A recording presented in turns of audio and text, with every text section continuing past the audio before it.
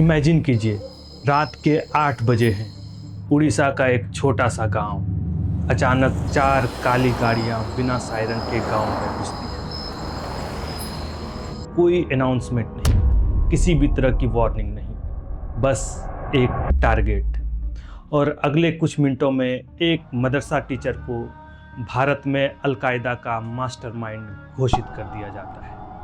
उस पर यूएपीए की गंभीर धाराएं लगाई जाती है। सेक्शन 16, 17, 18, 18B, 20, 21, 38, 40, साथ में आईपीसी की 124 यानी सेडिशन, यानी वही धाराएं जो आमतौर पर आतंकवाद के मामलों में लगाई जाती है। पुलिस का आरोप था कि उनके AQIS यानी अलकायदा इन इंडियन सब कॉन्टिनेंट से लिंक थे। कहा गया कि वो युवाओं को रेडिकलाइज करते थे, टेरर आउटफिट के लिए रिक्रूटमेंट करते थे, उड़ीसा और नेबरिंग स्टेट में नेटवर्क बना रहे थे। उन पर आरोप था कि उन्होंने एक मदरसा चलाया जहां फॉरेन फंडिंग, अब्रॉड लिंक्स होने का शक था। उनकी स्पीचेस को प्रोवोकेटिव और कम्युनल बताया गया। इलेक्ट्रॉनिक डिवाइसेस, पासपोर्ट और कई डॉक्यूमेंट सीज किए गए। पुलिस का दावा था कि इंटेलिजेंस इनपुट मिले थे कि वो AQIS के फैसिलिटेटर और रिक्रूटर के तौर पर काम कर रहे थे। दोस्तों, ये अरेस्ट उस समय चल रही ब्रॉडर AQIS मॉड्यूल इन्वेस्टिगेशन का हिस्सा बताया गया। लेकिन सवाल ये है, क्या वो सच में आतंकवादी था या फिर ये भारत के उन मामलों में से एक था जहां आतंकवाद के आरोप लगाकर मुस्लिम युवाओं को बरसों तक काल कोठरी में सड़ने के लिए छोड़ दिया जाता है। एक शब्द को ध्यान से देखिए दोस्तों, इस्लामोफोबिया। दुनिया भर में इस शब्द पर काफ़ी चर्चा होती है। इसका असल मतलब होता है मुस्लिमों के खिलाफ नफरत, पूर्वाग्रह और भेदभाव। Islamophobia has become the default setting for many of our news channels. The first target is the Indian Muslims. There is a Muslim involved, they bring a terror angle even when there is no terror angle. 9/11 attacks के बाद America और Europe में मुसलमानों के खिलाफ organised रूप से Islamophobia को बढ़ावा दिया गया। एक्सपर्ट्स और क्रिटिक्स मानते हैं कि उसी दौर में हर मुस्लिम और आतंकवाद को जोड़कर देखने की मानसिकता दुनिया में मजबूत हुई। धीरे धीरे कल्चरल मीडियम्स, फिल्मों, टीवी डिबेट्स और मीडिया नैरेटिव के जरिए स्टीरियोटाइप लोगों के दिमाग में बैठाया गया। दाढ़ी, टोपी और मदरसा को पोटेंशियल आतंकवादी के रूप में देखा गया। ऐसे में जब किसी मुस्लिम युवक की गिरफ्तारी होती है तो समाज का एक बड़ा हिस्सा बिना अदालत का फैसला सुने न सिर्फ उसे अपराधी मान लेती है, बल्कि वो इस बात का मन ही मन जश्न भी मनाता है कि एक आतंकवादी को जेल भेजा गया। रुकिए, आधे रास्ते से मत जाइए। वीडियो को पूरा देखिए और कमेंट भी कीजिए। 16 दिसंबर 2015, जगतपुर, कटक, उड़ीसा। दिल्ली स्पेशल सेल और उड़ीसा पुलिस की ज्वाइंट टीम पश्चिम काछा गांव पहुंचती है। टीम लीड कर रहे हैं स्पेशल सेल के अधिकारी आलोक कुमार। आलोक कुमार वही अधिकारी है जो कंट्रोवर्शियल बटला हाउस एनकाउंटर के समय DCP सेंट्रल दिल्ली थे। ह्यूमन राइट्स ग्रुप और कई क्रिटिक्स ने उस एनकाउंटर पर स्पेशल सेल के तरीकों पर गंभीर सवाल उठाए थे।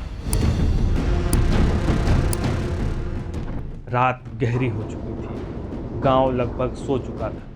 तभी एक घर के दरवाजे पर जोरदार धमाके होते हैं। पुलिस सफ़ेद कुर्ता दाढ़ी वाले मौलाना को उठाकर आनन फानन में ले जाती है। नाम बताया जाता है मौलाना अब्दुल रहमान, एक मदरसा टीचर। मदरसा दरअसल इस्लामिक पढ़ाई करने वाला जगह होता है जहां कुरान और हदीस पढ़ाया जाता है। इस पर कई बार सवाल उठ चुके हैं कि सुरक्षा एजेंसियों और मीडिया नैरेटिव में कई बार मुस्लिम पहचान को पहले से बने स्टीरियोटाइप्स के जरिए देखा जाता है। अब वो दौर आने वाला था जब इस स्टीरियोटाइप को भारतीय मुसलमान ज़्यादा झेलने वाला था। वक्त था 2014 के आम चुनाव के एक साल बाद का, जब गुजरात में कई मुस्लिमों को स्पेशल टीम सबक सिखा चुकी थी। अब पूरे देश की बारी थी। शायद यही वजह है कि उस रात किसी ने सबसे पहले ये नहीं पूछा कि सबूत क्या है। घर के अंदर बच्चे बिलख रहे थे। अब्दुल रहमान की पत्नी बेसुध थी, उन्हें समझ ही नहीं आ रहा था कि आखिर हुआ क्या है। लेकिन बाहर कहानी कुछ और बन चुकी थी। अगली सुबह इंडियन मीडिया की हेडलाइन थी, al Qaeda module Busted, AQIS recruiter arrested, India में जिहाद फैलाने की साजिश। एक रात में एक आदमी मौलाना से आतंकवादी बना दिया गया था। आलोक कुमार और उनकी टीम के लिए ये एक बड़ी सफलता की तरफ पेश किया गया। लेकिन इस मीडिया फ्रेंजी में एक सवाल पीछे छूट गया।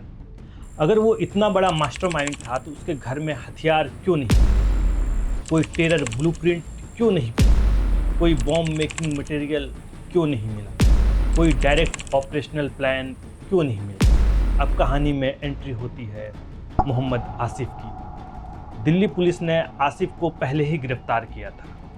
पुलिस का दावा था कि उसका AQIS से संबंध है, लेकिन कुछ दिनों बाद आसिफ अप्रूवर बन जाता है। अगर आसान भाषा में समझे दोस्तों, अप्रूवर यानी ऐसा आरोपी जो खुद बचने के लिए बाकी लोगों के खिलाफ गवाही देता है। और यहीं से पूरा मामला बदल जाता है, क्योंकि आसिफ दावा करता है अब्दुल रहमान रिक्रूटमेंट कर रहे थे, युवाओं को रेडिकलाइज कर रहे थे, पाकिस्तान यात्रा में शामिल थे, AQIS से जुड़े थे। अब सवाल ये है, अगर पूरा केस एक अप्रूवर के बयान पर टिका हो तो क्या वो स्टेटमेंट पूरी तरह भरोसेमंद माना जा सकता है? क्योंकि अप्रूवर के पास सबसे बड़ा इंसेंटिव क्या होता है? खुद को बचाना। डिफेंस का कहना था कि पुलिस अब्दुल रहमान का अलकायदा से एक भी डायरेक्ट ऑपरेशनल लिंक साबित नहीं कर पाई। ये भी स्पष्ट नहीं हो पाया कि वो ईरान के रास्ते पाकिस्तान गए थे या नहीं। दिल्ली पुलिस के बयान में भी बहुत झोल है दोस्तों।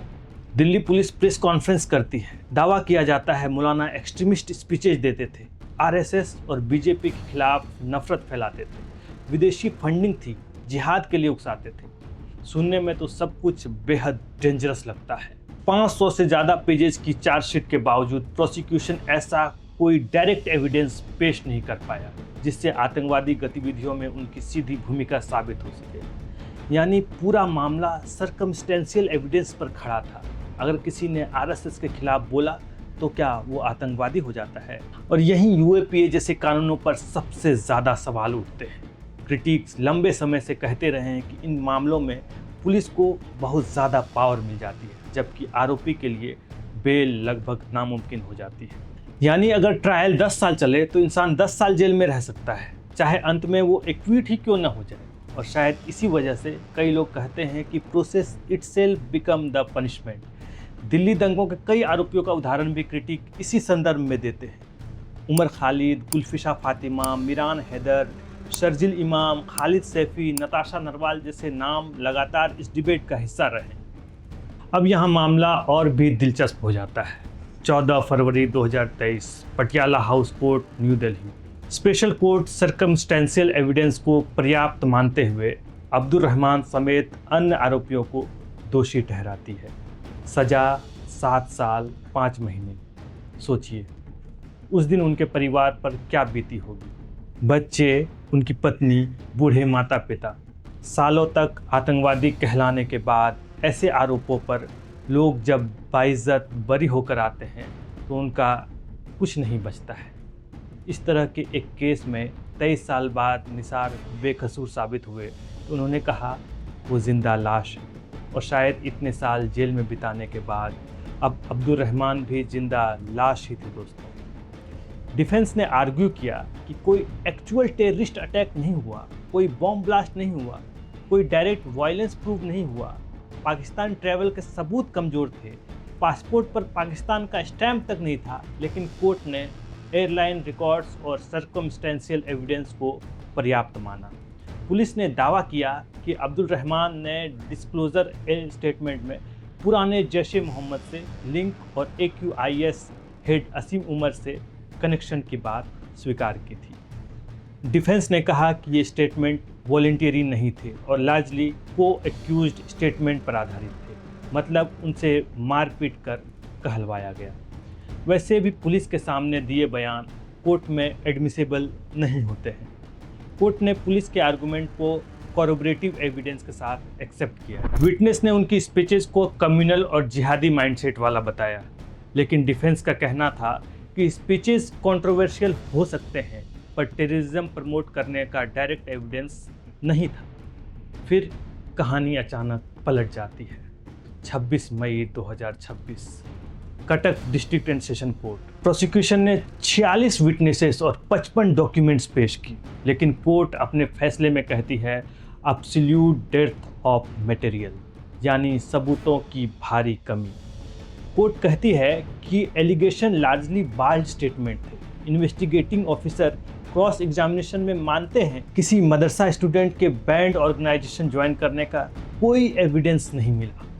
सेडिशन चार्ज भी प्रूव नहीं हो पाता और आखिरकार अब्दुल रहमान एक्विट हो जाते हैं, यानी कोर्ट उन्हें बरी कर देते हैं। झारखंड के जमशेदपुर कोर्ट ने भी 28 फरवरी 2025 को कहा था कि प्रोसिक्यूशन क्रेडिबल एविडेंस पेश ही नहीं कर पाया। मतलब 11 साल बाद अब्दुल रहमान रिहा हो जाते हैं। लेकिन यहाँ एक सवाल उठता है दोस्तों, क्या सिस्टम मुस्लिमों के प्रति बायस्ड है? ये सवाल मैं नहीं पूछ रहा, आप पुलिस के नज़रिए को इन मामलों में देखिए। आतंकवाद के मामलों में ऐसा नैरेटिव बनाया जाता है जिससे बहुसंख्यकों के जहन में एक ख़ास मानसिकता बिठाई जा सके। अब यहाँ एक इम्पोर्टेंट कॉन्टेक्स्ट समझना ज़रूरी है। दिल्ली स्पेशल सेल पहले भी कई कंट्रोवर्शियल मामलों में सवालों के घेरे में रही है। कई ऐसे यूएपीए केसेस हुए हैं जहां लोग सालों से जेल में बंद रहे और बाद में एक्विट भी हो गए। लाइव लॉ सहित कई रिपोर्ट्स के मुताबिक देश भर में यूएपीए मामलों में कन्विक्शन रेट बेहद कम बताया गया है। कुछ रिपोर्ट्स में इसे 2% से 6% के बीच बताती है, यानी बहुत बड़ी संख्या में लोग सालों जेल में रहने के बाद अंततः बरी हो जाते हैं।